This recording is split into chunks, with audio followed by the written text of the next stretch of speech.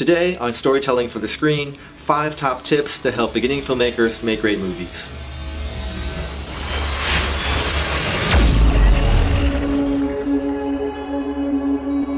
So filmmaking can be amazingly fun and amazingly frustrating.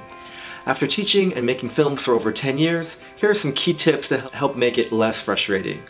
Number 1 is learn by doing. A lot of beginning filmmakers get caught thinking about their film and planning their film, but this is really a trap. You want to make a lot of films. Just go out there and do the act of filmmaking. Now, filmmaking is sort of like a muscle, you have to work it out. Let me give you an example. Malcolm Gladwell's book, Outliers, looks at why certain people become extremely successful and understand why that happens. And he looks at people like the Beatles and Bill Gates, people from a lot of different fields. And he discovered there's one factor that really ties them all together, and that is 10,000 hours of practice. Now this is actually really good news because that means that it's not where you're from or how much money you have or who you know, but it's the actual just act of doing it that makes you much better as a filmmaker or whatever field that you're in. Now let's look at the Beatles as an example. They were actually just an average band from Liverpool, and then they got the opportunity to work at a club in Germany where they were actually going 6 or 7 days a week, just constantly playing music. And it was this experience of doing the actual 10,000 hours that made them a great band. And that can be translated in filmmaking as well. Alright, number 2 is set realistic goals. A lot of filmmakers get in the trap of setting unrealistic goals, like I'm going to make my first film a feature-length film. Now that's like jumping in the deep end without even knowing how to swim or having a flotation device. You want to get realistic goals. For example, in my classes, I break it down into 6 basic sets of skills. Number 1, suspense. 2, connection, building conflict, creating great performances, great dialogue, and using genre to tell great stories. Now, the advantage of having these different skill sets is that you can build on each skill set one by one, master them, and then get better along the way, instead of just getting frustrated by trying to take on too much. So number 3 is use the 5 stages of film production. Now film production is a very complicated process, but luckily they've broken it down to 5 different steps to make it a lot easier to follow. Number 1, there's development or creating your story. Number 2 is pre-production or planning your film. Number 3 is production or shooting your film. Number 4 is post-production or editing your film. Number 5 is distribution or sharing your film.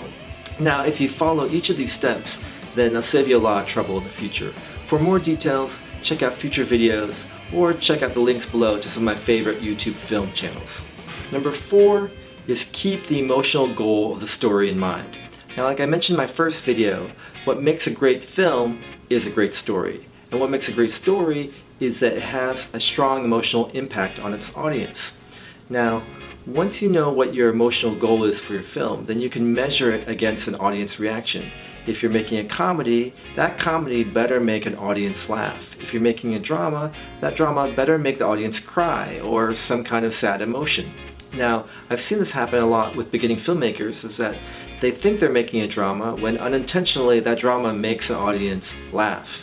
Just because they didn't know what tone they're trying to strike, or sometimes they're confused about their goal. So once you have the goal in mind, then you can measure that against how audience responds. Number 5 is get good feedback.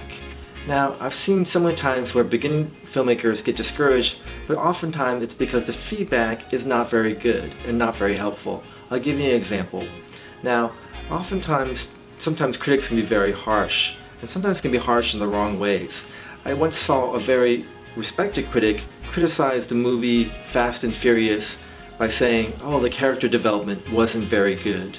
Now, if you know the Fast and Furious franchise, this is a movie franchise that's all about the action spectacle, about the cars and the chases, and that's really the measurement that they're trying to use for their success. They're not really using character development as their barometer for what works or doesn't work.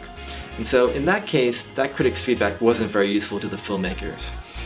Now, for you, when you show your film, you should know what your emotional goal is, what kind of skill set you're working on, And then you can ask the audience, did it elicit that emotional response? Did it achieve the goal that you were going for?